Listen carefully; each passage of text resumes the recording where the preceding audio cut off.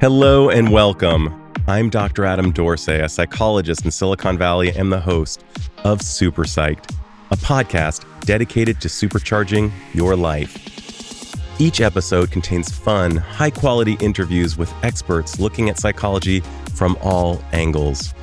Super Psyched is your tool to get more of what you want in your life and less of what you don't. Anyone who's a parent knows that parenting can be really hard. But fear not, help is here. This episode unpacks a great parenting style that encourages children to be autonomous, able to relate to people well, and instills confidence by allowing the child to feel a strong, realistic sense of competence. This type of parenting is brilliant. When I read the guest's book, I had that nagging thought of, I wish this book had been around before I had kids so I could have read it and we could have all benefited. Turns out it's not too late. I still can, and so can you.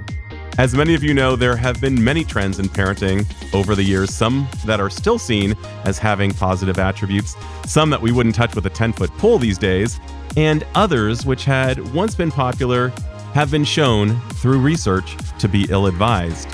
However, the advice from this guest has over 30 years of research backing it, and my guest is none other than Dr. Emily Edlynn. Emily has written a book called Autonomy-Supportive Parenting, Reduce Parental Burnout and Raise Competent, Confident Children. I loved this book, and I'm not alone. Super Psyched guest and brilliant author Melinda Wenner-Moyer said of Emily's book, it's not just useful, it's a must-read.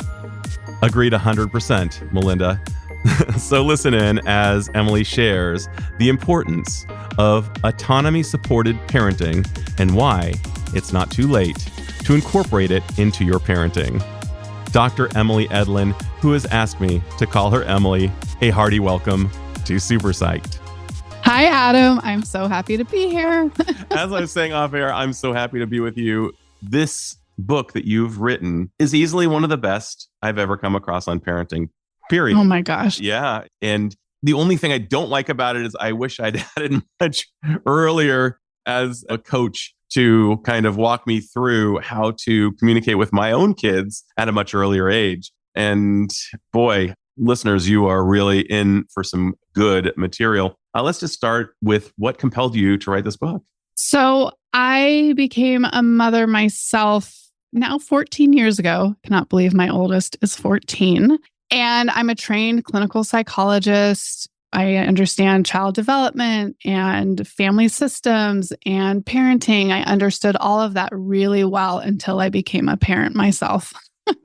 That's how it goes. So as I was in my parenting a newborn for the first time and feeling really incompetent and anxious and exhausted, I started looking out there for what parenting guidance is out there.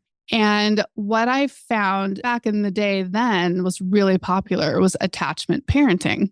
And when I looked into it, I knew it was not representing the science in a responsible way.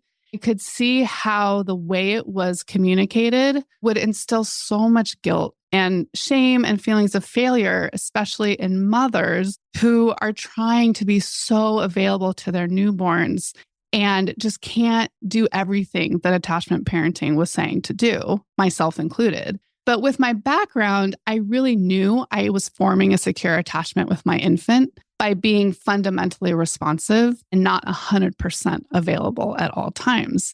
It just kind of planted the seed in me to start really paying attention to how parenting was being packaged as what's helpful. And I wanted to be a skeptic out there. I wanted to be a voice of reason and common sense and using the science responsibly, all in support of helping parents feel more confident and calm and empowered and validated and supported instead of judged and criticized.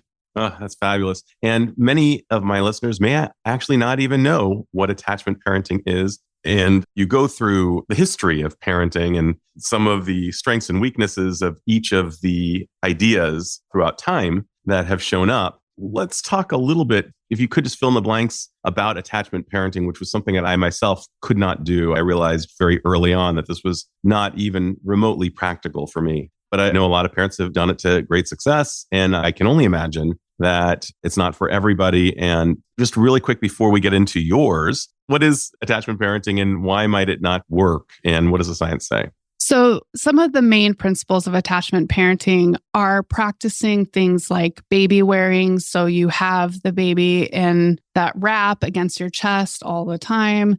I'm not sure it specifically says do not put your infant in daycare, but it's a little bit implied of the more you are around your infant and available to meet their needs, the better.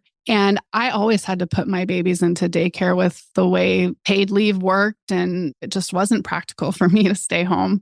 And breastfeeding and all of these practices to nurture what they call a healthy attachment. But the way they would talk about it is this results in brain changes in the infant showing that they're healthier. And that's just not true. You don't have to wear your baby all the time or even breastfeed your baby to form a secure attachment. So that was kind of the premise of the approach was this is what you need to do to form a healthy attachment, but it's simply not true. Attachment researchers have totally said, no, don't need to do all this. And just to be clear, listeners, I am positive that Emily is in no way, shape, or form clowning on breastfeeding. No, it's more whatever works best for that family is the best for the child. Yeah, that makes total sense. So you have come upon such a great and even face valid idea called autonomy-supportive parenting. And I'm just wondering if you could just talk about what is that? Yeah, I know.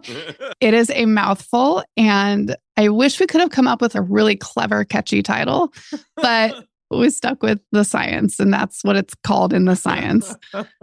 So autonomy-supportive parenting is actually grounded in what's called self-determination theory. And even with my psychology training, I'm sure I learned this at some point, but I did not remember it. So I will go ahead and explain what that is. Self-determination theory is the idea that every human has 3 fundamental needs in order to feel overall life satisfaction and be healthy and happy. And those 3 needs are autonomy, competence, and relatedness. So autonomy, which is a very big idea and kind of hard to distill down, but autonomy essentially feeling a strong sense of self, knowing your authentic self, and sense of agency in your environment. Competence is what it sounds like. I think we're all familiar with competence. The feeling of I've got this. I have skills and abilities, and I can use those skills and abilities to live a good life. And then relatedness is that sense of belonging and sense of connection and emotional safety within relationships, which clearly as parents, we are that first relationship for our children. So autonomy-supportive parenting is parenting in a way that is nurturing all 3 of those fundamental needs in our children. So that's the big picture. And then this has been researched since the early 90s. So we have more than 3 decades of research, all different kinds of studies for toddlers and school age and adolescents, showing that this kind of bucket of strategies, which I get into in the book, fit together in this framework to really raise kids who are so well adjusted and ready for life in the real world when they're adults. They have fewer psychological symptoms and just more confidence, stronger social relationships, all kinds of positive outcomes. So that's the nutshell. Intuitively, and as you're unpacking this, I can't help but think that triad of ideas and North Stars, let's call them autonomy, competence, and relatedness, having those at the nucleus of our being and having them implanted at a very young age, only to grow more and more over the years, seems like a great return on investment of energy. Like this would be where we want to aim. Yes. And I do not make the promise that this is easier. When I was listening to the book, I was thinking, this is absolutely on point.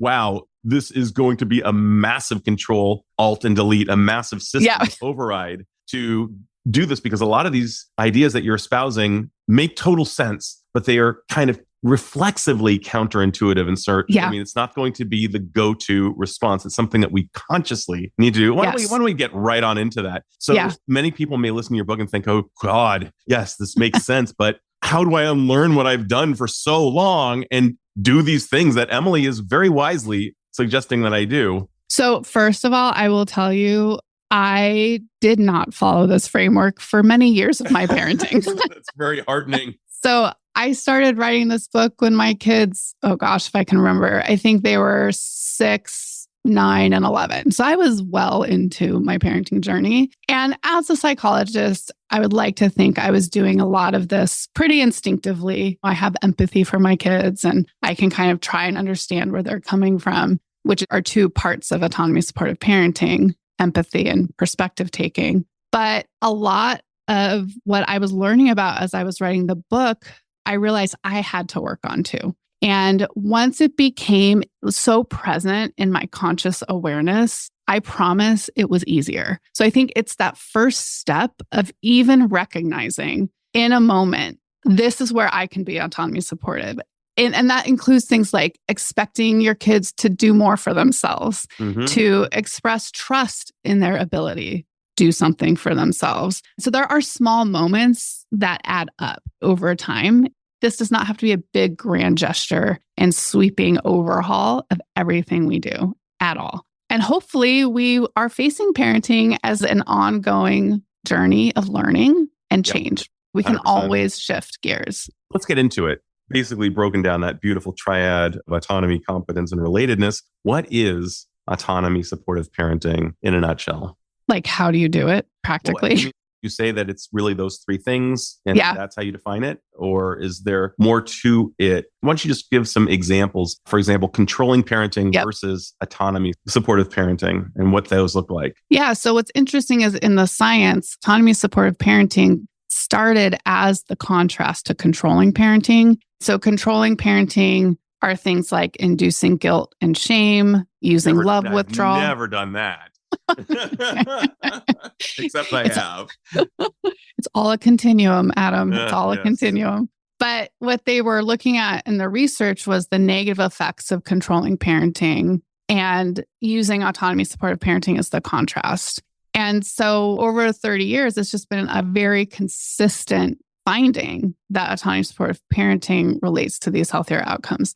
So I'm trying to get together how to actually say what it is. We're doing kind of Brady Bunch style side-by-side windows of parenting as usual or controlling parenting versus autonomy supportive parenting. What would window 1 look like and what would window 2 look like? Yeah. And what I do in my book, which I know you listen to it, but I have these tables where in vignettes of very common parenting dilemmas, I'll map out the controlling response versus the autonomy supportive response.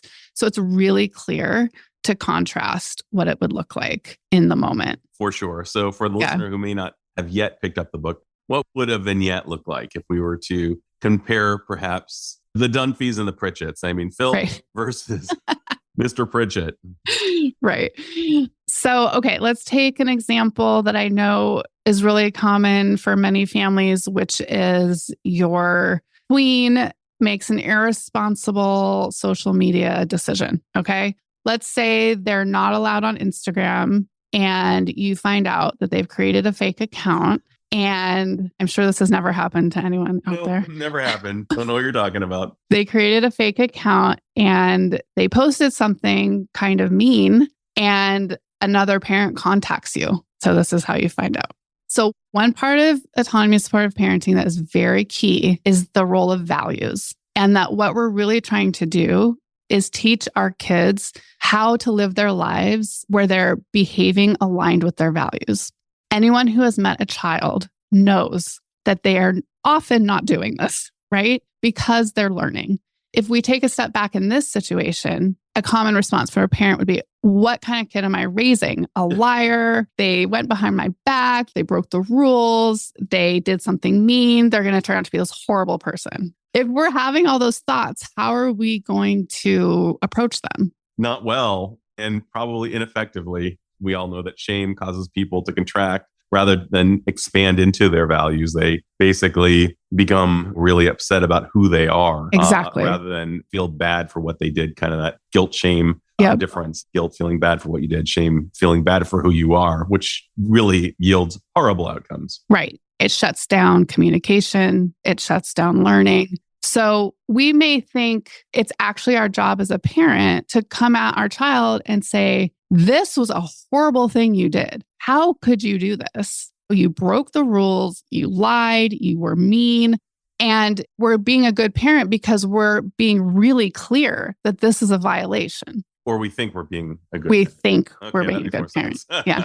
I'm calling the balls and strikes in a really here and now, real-time way. Yeah. But if we want to think about what do we want our child to get out of this experience, first, every tween is going to make a mistake online or 100, right? So we need to have realistic expectations that, okay, here it happened, right? And what do we want our child to get out of it? We want them to learn from it so that they don't do it again. So if we come at them, the first step is always to calm yourself down, right? And to just recognize that and be like, I can't have this conversation right now. I'm going to chill out. Find my center and then come back to you when I'm a little better or a lot better. Yes. So then we approach our child with curiosity. And this is a hallmark of autonomy-supportive parenting, is having an open and curious mindset.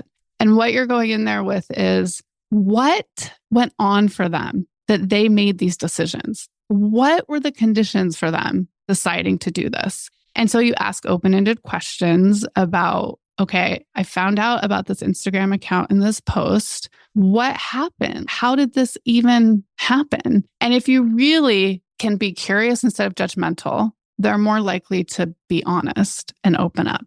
And then you use whatever they tell you to be empathetic. So for example, all of your friends have Instagram and you are feeling really left out.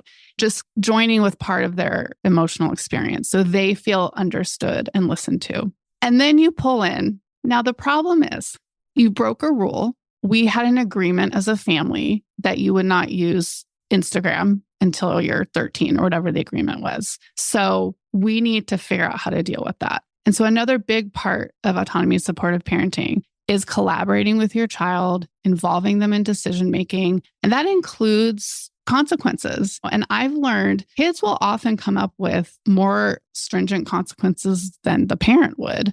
But I think it's having that collaboration together that they learning from that. And what I noticed in all of these tables, the theme when we are comparing controlling versus autonomy-supportive responses is the controlling response shuts down learning and the relationship. The autonomy-supportive response promotes learning and the relationship.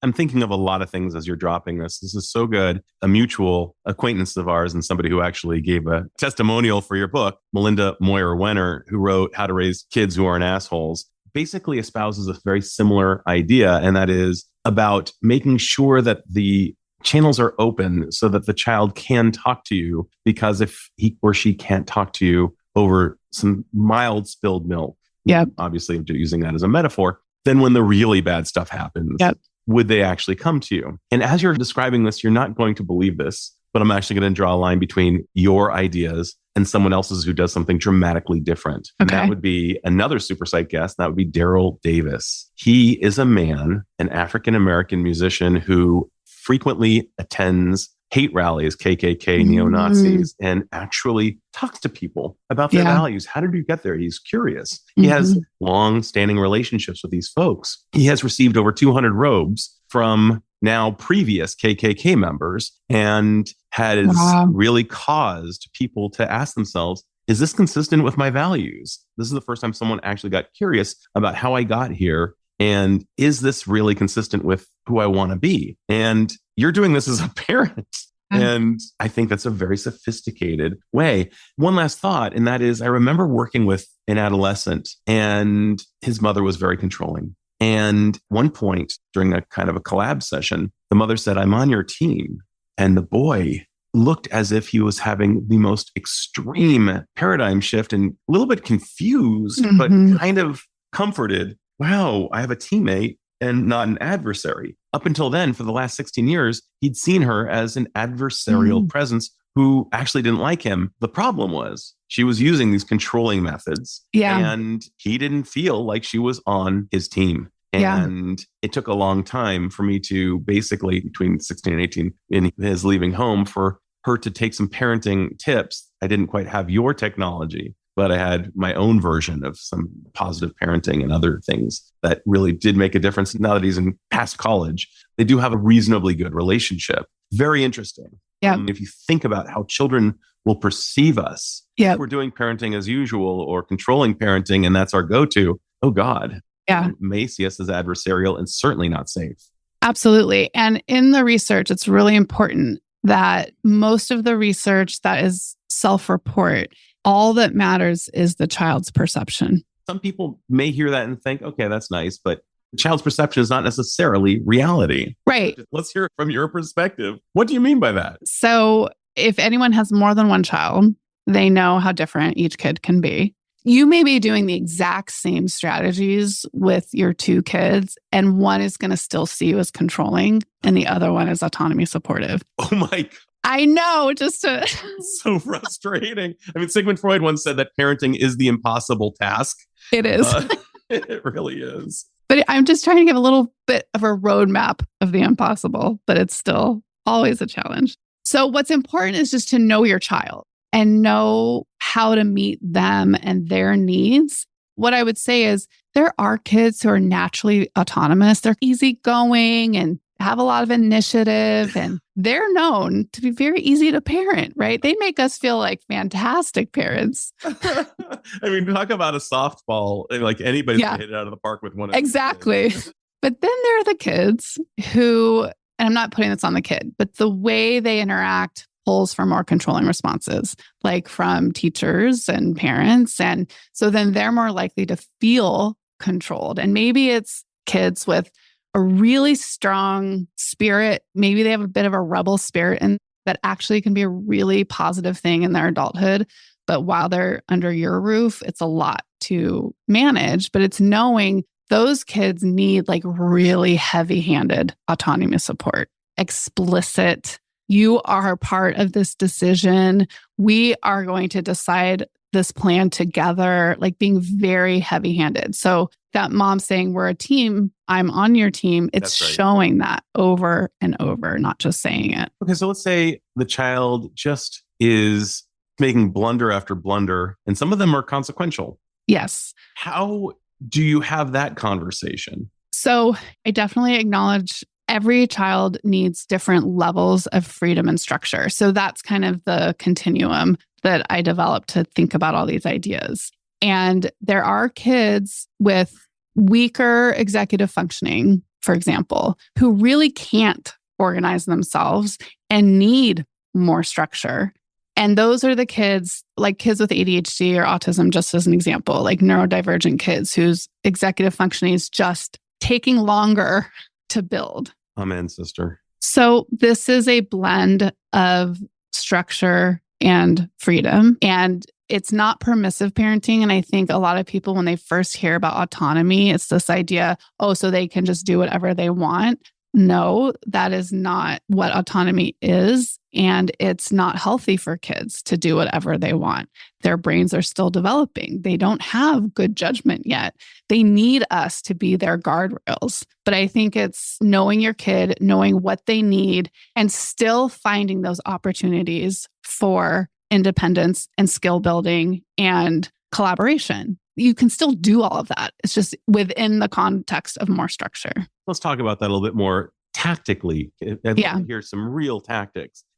In Silicon Valley, where neurodivergence is quite common, much higher representation of people on the autism spectrum than perhaps in other places. A lot of children have ADHD for a host of reasons from my perspective, but this podcast is not about that. This interview is not about that. Let's hear, like, what are some of the tactics of what it would sound like to have a really constructive conversation? Okay. So I'll use the example of my son. And again, I think in general, we know boys take a little longer for certain brain parts to develop.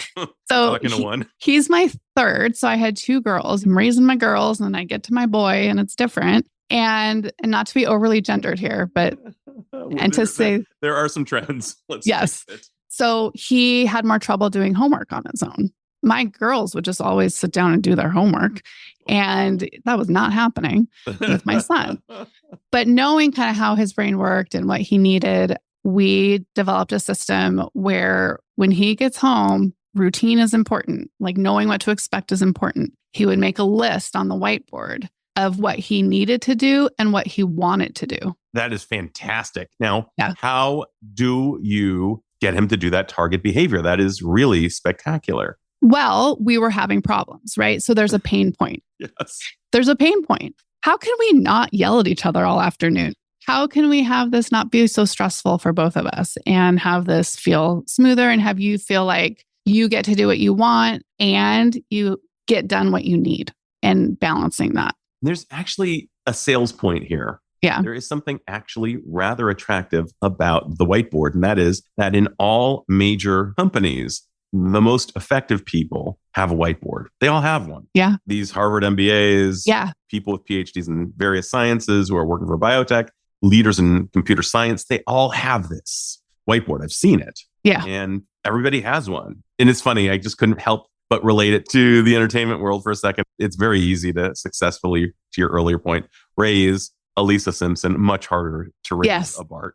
Perfect. And you know what?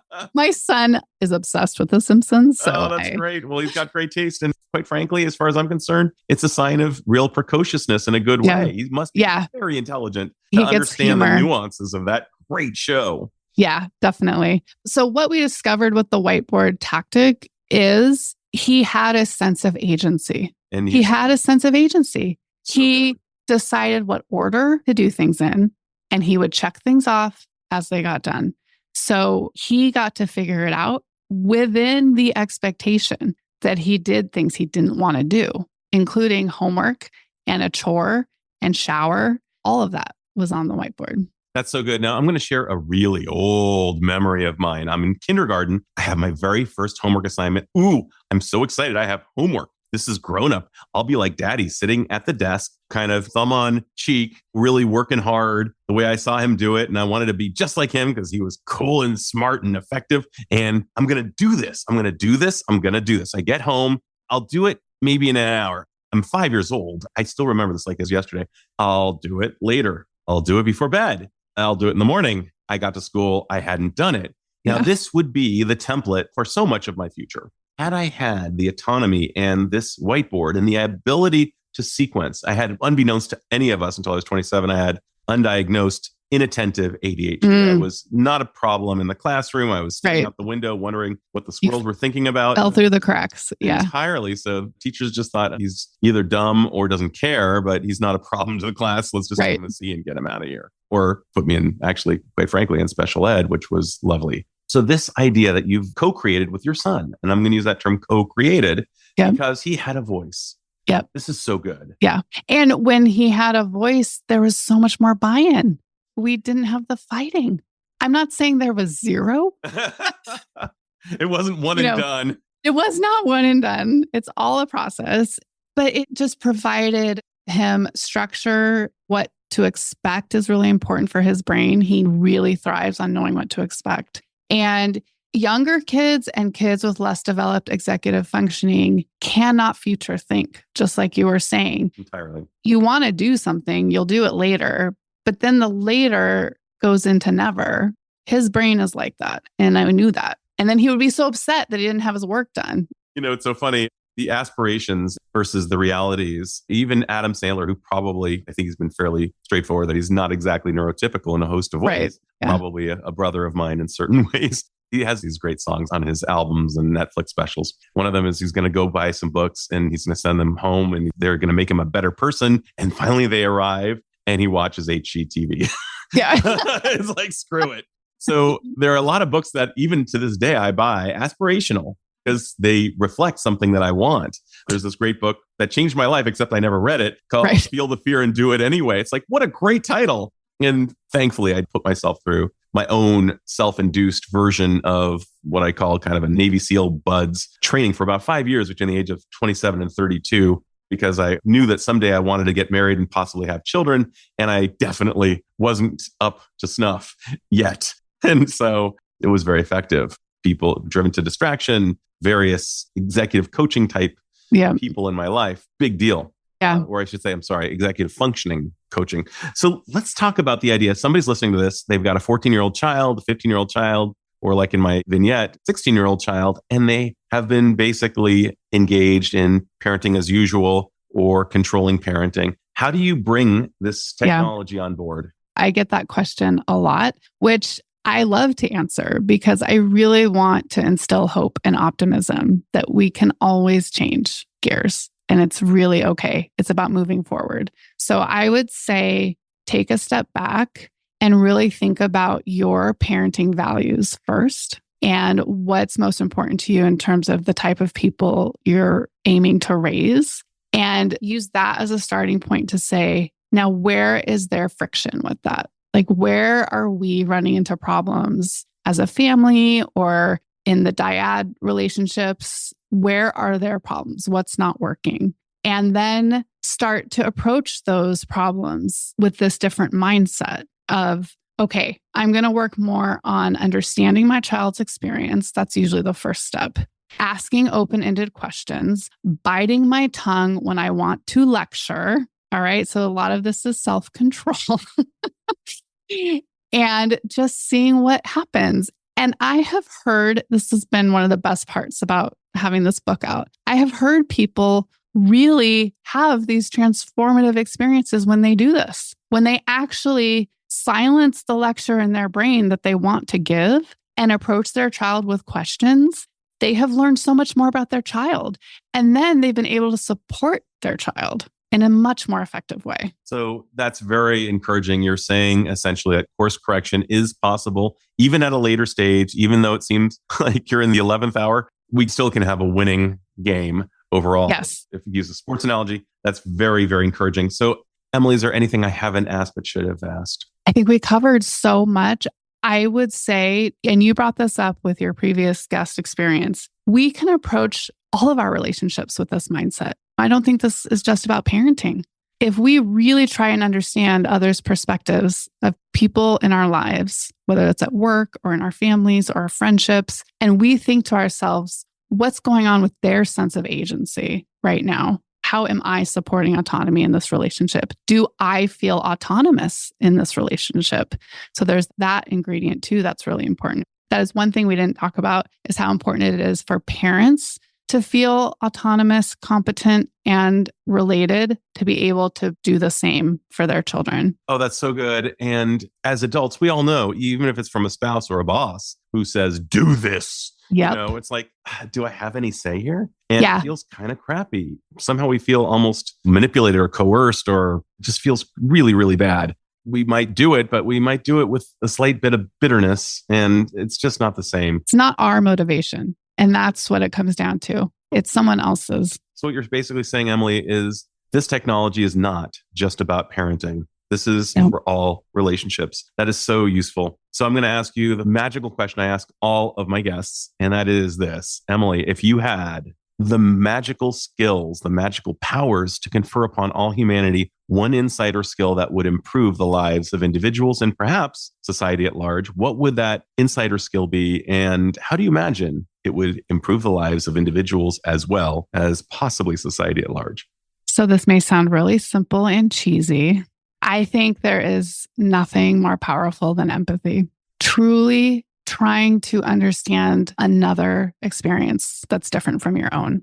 And if you think about some of our global conflicts and most divided parts of the world, that would go an incredibly long way. And I know there are many experts that take that on in much more depth, but from our individual relationships to our communities to our global connections, I think that empathy, if we could build those empathy muscles, it would make a huge difference. Love that answer. And I'm just going to ask you, before you go to operationalize it as it relates to parenting, what is one skill? If you were a bug in our ear, how could we parent with more empathy? Ask open-ended questions. That's good. That's good. Well, and I'm guessing one of those would not necessarily be why, but how did you come to that conclusion? Yes. Yes. A lot of people ask why, thinking it's a great open-ended question, but it generally puts people in the defense stand. That is a great to justify it. So that's good. Yep. So how, what, hoping for. What's going on for you is one of my favorites. I love it so much. Yep. Oh my gosh. And before I go, I just need to drop one thing. One of my favorite of your suggested phrases is, I know that you're a very kind person, but hitting your friend is not kind. That is so good. Anyway, things like that, little nuggets are omnipresent in this book. I just had a blast with it. And I had a blast with you, Emily. Thank you so much for sharing your wisdom with my listeners. Thank you for this awesome conversation. It's been so much fun. This is Dr. Adam Dorsey thanking you for listening to Super Psyched. If you know anyone who might like it or who might benefit from listening, share it. And if you like the episode, please hit subscribe.